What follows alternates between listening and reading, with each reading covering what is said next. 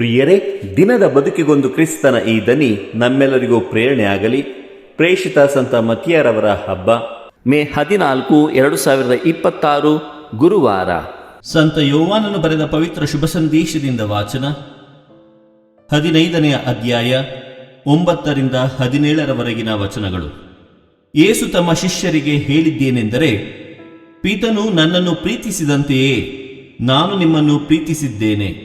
ನನ್ನ ಪ್ರೀತಿಯಲ್ಲಿ ನೆಲೆಗೊಂಡು ನಿಲ್ಲಿರಿ. ನನ್ನ ಪಿತನು ಕೊಟ್ಟ ಆಜ್ಞೆಗಳನ್ನು ಪಾಲಿಸಿ ಅವರ ಪ್ರೀತಿಯಲ್ಲಿ ನಾನು ನೆಲೆಗೊಂಡಿರುವ ಹಾಗೆ ನೀವು ಕೂಡ ನಾನು ಕೊಟ್ಟ ಆಜ್ಞೆಗಳನ್ನು ಪಾಲಿಸಿದರೆ ನನ್ನ ಪ್ರೀತಿಯಲ್ಲಿ ನೆಲೆಗೊಂಡಿರುವಿರಿ. ನನ್ನಲ್ಲಿರುವ ಆನಂದವು ನಿಮ್ಮಲ್ಲಿ ಇರಬೇಕೆಂತಲೂ ನಿಮ್ಮ ಆನಂದವು ತುಂಬಿ ತುಳುಕಬೇಕೆಂತಲೂ ಇದನ್ನೆಲ್ಲ ನಿಮಗೆ ಹೇಳುತ್ತಿದ್ದೇನೆ. ನಾನು ಕೊಡುವ ಆಜ್ಞೆ ಏನೆಂದರೆ, ನಾನು ನಿಮ್ಮನ್ನು ಪ್ರೀತಿಸಿದಂತೆಯೇ ನೀವು ಸಹ ಒಬ್ಬರನ್ನೊಬ್ಬರು ಪ್ರೀತಿಸಬೇಕು. ಗೆಳೆಯರಿಗಾಗಿ ತನ್ನ ಪ್ರಾಣವನ್ನೇ ಧಾರೆ ಎರೆಯುವ ಪ್ರೀತಿಗಿಂತ ಮಿಗಿಲಾದ ಪ್ರೀತಿ ಯಾರಲ್ಲೂ ಇಲ್ಲ. ನಾನು ಆಜ್ಞಾಪಿಸಿದಂತೆ ನಡೆದರೆ ನೀವು ನನ್ನ ಗೆಳೆಯರು. ನಾನಿನ್ನು ನಿಮ್ಮನ್ನು ದಾಸರೆಂದು ಕರೆಯುವುದಿಲ್ಲ. ಧಣಿಯ ಕೆಲಸ ಕಾರ್ಯಗಳು ದಾಸನಿಗೆ ತಿಳಿಯವು. ನಾನಾದರೋ ಪಿತನಿಂದ ಕೇಳಿಸಿಕೊಂಡದ್ದನ್ನೆಲ್ಲ ನಿಮಗೆ ತಿಳಿಸಿದ್ದೇನೆ. ಈ ಕಾರಣ ನಿಮ್ಮನ್ನು ಗೆಳೆಯರೆಂದು ಕರೆದಿದ್ದೇನೆ. ನೀವು ನನ್ನನ್ನು ಆರಿಸಿಕೊಳ್ಳಲಿಲ್ಲ, ನಾನೇ ನಿಮ್ಮನ್ನು ಆರಿಸಿಕೊಂಡಿದ್ದೇನೆ. ನೀವು ಲೋಕಕ್ಕೆ ಹೋಗಬೇಕು, ಸಫಲರಾಗಬೇಕು, ಆ ಫಲ ಶಾಶ್ವತವಾಗಿರಬೇಕೆಂದೇ ನಿಮ್ಮನ್ನು ನೇಮಿಸಿದ್ದೇನೆ. ಹೀಗಿರಲಾಗಿ ನೀವು ನನ್ನ ಹೆಸರಿನಲ್ಲಿ ಪಿತನಿಂದ ಏನು ಕೇಳಿದರೂ ನಿಮಗೆ ಅದು ಸಿಗುವುದು. ನೀವು ಒಬ್ಬರನ್ನೊಬ್ಬರು ಪ್ರೀತಿಸಬೇಕೆಂಬುದೇ ನಾನು ನಿಮಗೆ ಕೊಡುವ ಆಜ್ಞೆ. ಪ್ರಭುವಿನ ಶುಭ ಸಂದೇಶ. ಕ್ರಿಸ್ತರೇ ನಿಮಗೆ ಸ್ತುತಿ ಸಲ್ಲಲಿ. ಚಿಂತನೆ. ಪ್ರಭು ಯೇಸು ಕ್ರಿಸ್ತರಲ್ಲಿ ನನ್ನ ಆತ್ಮೀಯರೇ, ಇಂದು ಪ್ರೇಷಿತ ಸಂತ ಮತ್ತಿಯರವರ ಹಬ್ಬವನ್ನು ಆಚರಿಸುತ್ತಿದ್ದೇವೆ. ಸಂತ ಮತಿಯಾಸ್ ಅವರು ಯೇಸು ಸ್ವಾಮಿಯ 12 ಶಿಷ್ಯರಲ್ಲಿ ಒಬ್ಬರು.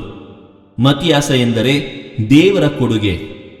ಯೂದನು ಪ್ರಭು ಯೇಸು ಸ್ವಾಮಿಯನ್ನು ಫರಿಸಾಯರಿಗೆ ಹಿಡಿದುಕೊಟ್ಟ ಕಾರಣ ಅವನ ಬದಲಿಗೆ ಅವನ ಸಾವಿನ ನಂತರ ಸಂತ ಮತಿಯಾಸರನ್ನು 12 ಜನ ಶಿಷ್ಯರಲ್ಲಿ ಒಬ್ಬರೆಂದು ಚೀಟು ಆಧರಿಸಿ ಸೇರಿಸಿಕೊಳ್ಳಲಾಯಿತು.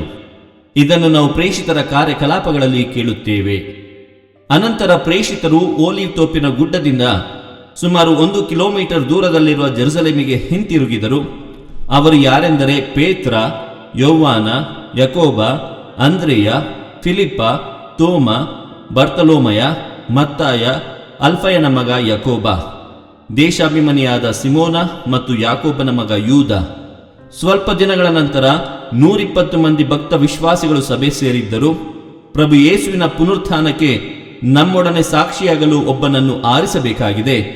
ಅಂಥವನು ಯೇಸುವಿನ ಸೇವಾ ಸಂಚಾರದಲ್ಲೆಲ್ಲ ನಮ್ಮೊಡನೆ ಇದ್ದವನಾಗಿರಬೇಕು. ಅಂದರೆ ಸ್ನಾನಿಕ ಯೋವಾನನು ಸ್ನಾನದೀಕ್ಷೆಯ ಕುರಿತು ಬೋಧಿಸಿದ ದಿನದಿಂದ ಯೇಸುವಿನ ಸ್ವರ್ಗಾರೋಹಣದ ದಿನದವರೆಗೂ ನಮ್ಮ ಸಂಗಡ ಇದ್ದವನಾಗಿರಬೇಕು. ಆಗ ಬಾರ್ನಬ ಎಂದು ಹೆಸರಿಸಲಾದ ಜೋಸೆಫ್, ಇವನನ್ನು ಯುಸ್ತ ಎಂದು ಕರೆಯುತ್ತಿದ್ದರು, ಮತ್ತು ಮತ್ತಿಯ ಎಂಬ ಇಬ್ಬರ ಹೆಸರನ್ನು ಸೂಚಿಸಲಾಯಿತು. ಅನಂತರ ಚೀಟು ಹಾಕಿದರು.